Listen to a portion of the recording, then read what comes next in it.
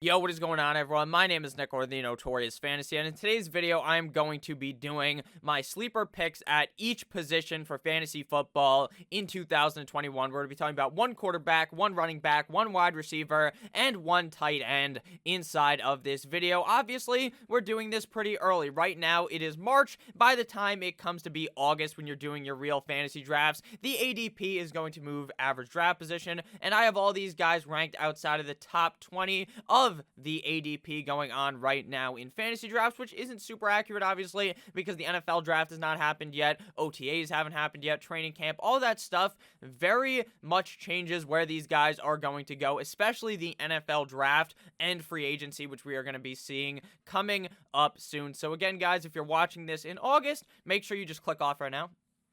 Go to my channel. There'll probably be this exact same video, but just more updated, so make sure you guys check that out. While you're down there, make sure you hit that subscribe button. It's free, and I put out content every single day talking about fantasy football, the NFL draft, as well as everything NFL. So it's just a football channel as a whole, but in the fantasy season, it's all fantasy football. So make sure you guys do hit that subscribe button. So let's get into it. We will begin with the quarterback position in this video. We're going to go with Las Vegas Raiders quarterback Derek Carr, currently coming off the board as quarterback number 20. Now, with Derek Carr, there are definitely reports that Russell Wilson may end up getting his ass traded there. Now, personally, in my opinion, I do not see Russell Wilson getting traded this season. I believe his contract does end in the next couple of years, and then he is going to leave. To me, if I am the Seahawks, and I'm seeing all this turmoil between the Seahawks organization, between Russell Wilson, you simply just lay the fire down on Derek Carr, I would say, on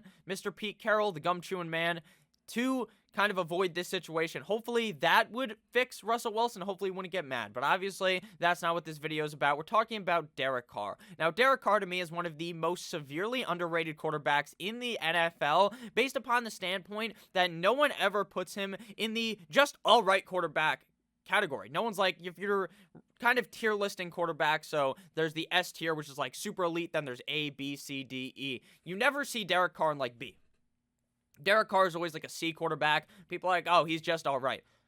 But the guy's putting up numbers every single year inside of the top 12 at a majority of categories. Quarterback 13 last season, playing in all 16 games. But again, he did get hurt in that one game, and Marcus Mariota ended up coming in 517 attempts, 32.3 per game, ranking 14th at the quarterback position for 348 completions. He threw for over 4,000 passing yards in 2020, 4,102 for 256.4 per game, 11th at the quarterback position. Right there, we see another number 12, or top 12 at the position. 27 passing touchdowns, 5.2% rate, 11th at quarterback. Now, the touchdown rate is important when it comes to quarterbacks because you kind of want it to be around that 5% mark. If he was to have thrown 8% passing touchdowns, you're like, oh, that is definitely going to go down. And if he threw like 4%, you're like, oh, hopefully that'll go up to 5% next year. He also threw 9 INTs, which is not a very high number when you're throwing 27 passing touchdowns. 11th highest quarterback in the NFL quarterback rating, that is, with 71.2. He also can do it a little bit on the ground, 39 rushes, 17th at quarterback for 140 rushing yards, 22nd at quarterback, and 3 rushing touchdowns, 10th at quarterback. Now, he's definitely not Lamar Jackson. He's definitely not going to go ahead and bust one out and rush for 30 yards a game.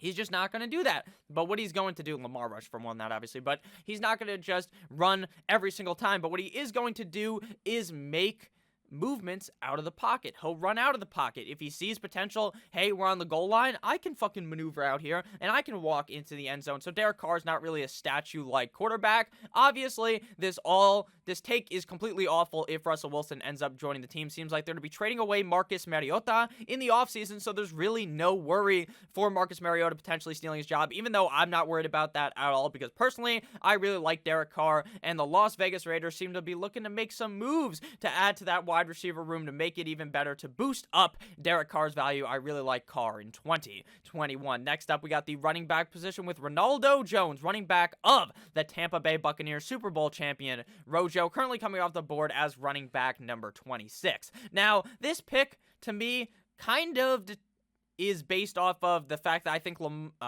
Fournette is going to be gone, Henny Lenny, but there's also a chance that Leonard Fournette's back, and we still see that kind of backfield where it is just 1 week it's Ronald Jones, the next week it's Leonard Fournette, And in that case, you can still probably draft Ronald Jones and just hope he has that big boom game like 2 weeks in a row, and then you just trade his ass, right? Because he still has a lot of perceived value because he's on one of the best teams in the NFL. They have a good offensive line, and he's a good running back. But if Leonard Fournette is back, that does definitely hurt him because we saw when Leonard Fournette wasn't there early on the season, Ronald Jones was really putting the team on his back and rushing for a whole lot of yards. And even when Leonard Fournette was kind of getting because he was there the whole year, right? But they got him in the a couple weeks before the season, so he wasn't necessarily playing all that much. So when Leonard Fournette wasn't really playing, Ronald Jones was straight up eating on offense. So I really do think Ronald Jones could have a very big year in 2021. Jones coming off the board as running back 26, yet he finished as running back 20 last season in PPR, 16.5 PPR,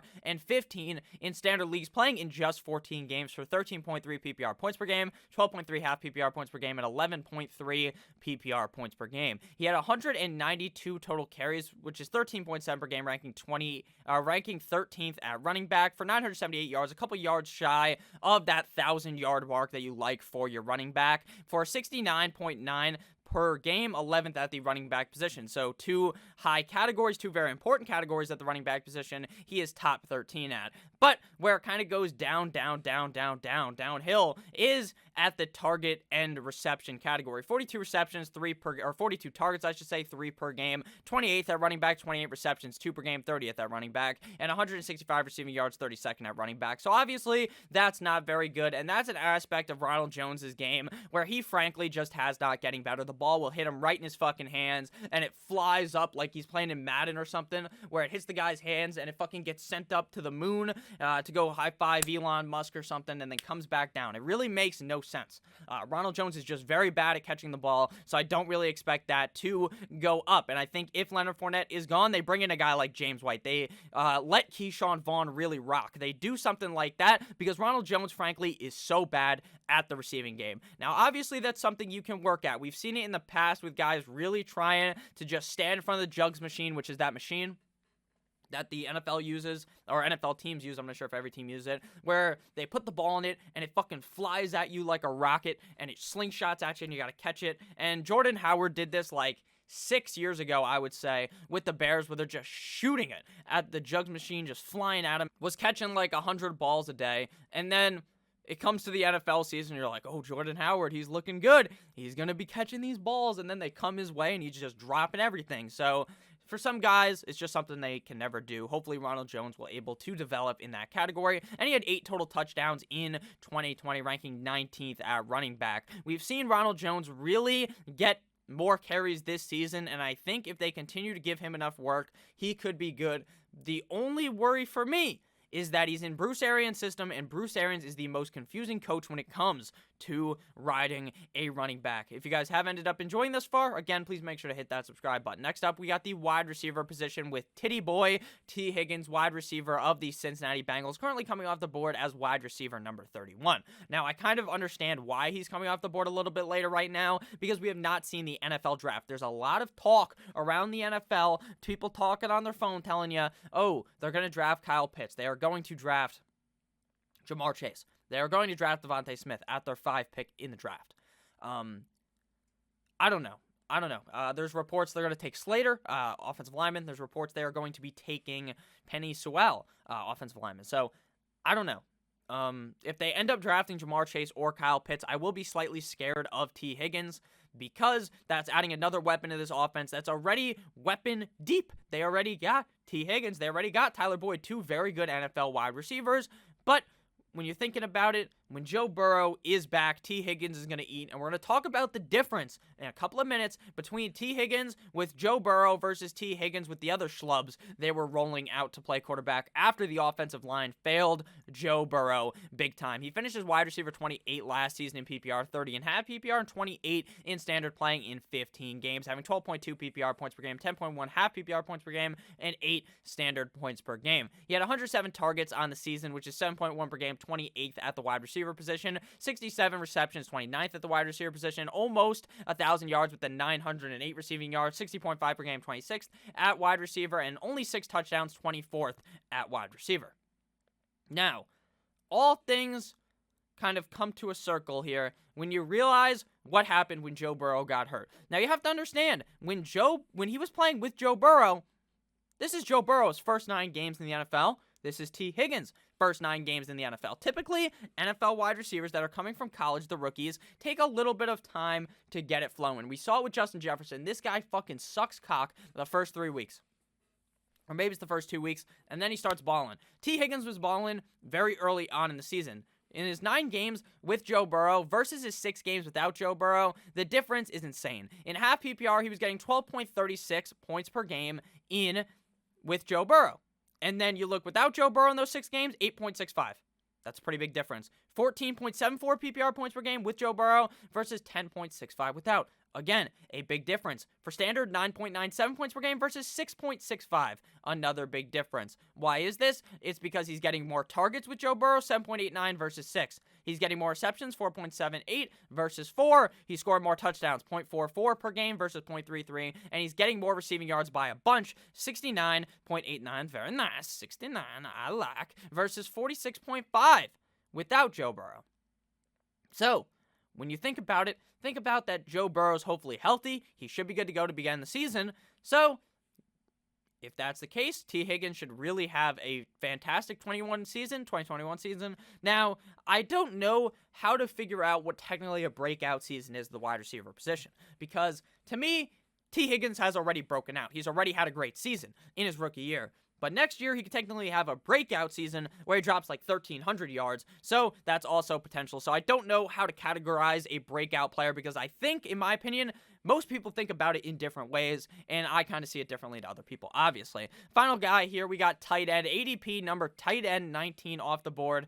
Irv Smith Jr. of the Minnesota Vikings. Now, everyone in the offseason is going to be 100% on Irv Smith. Why? The Vikings actually look good, and Kyle Rudolph, the red-nosed reindeer, is gone. So now Irv Smith has a wide open chance. And you might be thinking, Nick, how good was Irv Smith when Kyle Rudolph was gone? Because Irv Smith didn't have a great season, I know. But without Mr. Kyle Rudolph, the red-nosed reindeer, Irv Smith was eating. He only played in 4 games without Kyle Rudolph, 8 with. In the 4 games without, 10.95 half PPR points per game versus 4.96. That's double.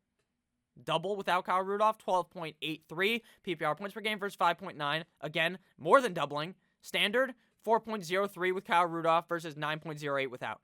Again, doubling. His receptions, doubling. 1.88 with Kyle Rudolph per game versus 3.75 without. His touchdowns went up 0.25 with Kyle Rudolph versus 0.75 without. His targets and receiving yards also went up 2.88 targets per game with Kyle Rudolph versus 5 without. And his receiving targets were 22.75, or his receiving yards, I should say, 22.75 per game with Rudolph versus 45.75 without. So Irv Smith is really in a good position to have a humongous year in 2021. Everyone's going to be talking about this. Everyone, because it is so obvious. It is so obvious that he is not going to be a sleeper likely when we get to it in August. He will elevate himself to top 8 at the position, top 10 at the position, according to Draft Capital via ADP. So right now he's a sleeper. So if you're doing best ball drafts, which I have been doing, I think I'm going to be getting a new sponsorship soon that we can do some mock drafts on. So I would appreciate that, or some best ball drafts, I should say. So shout out to them when that happens. But right now in best ball, I'm really hunting down Irv Smith in a lot of these drafts because I think his value is going to be tremendous on a Vikings team that looked very good passing last season. Thank you guys all so much for watching this video. Again, if you ended up enjoying, please make sure to hit that subscribe button down below. I love you all. As always, guys, have a great rest of your day. Goodbye.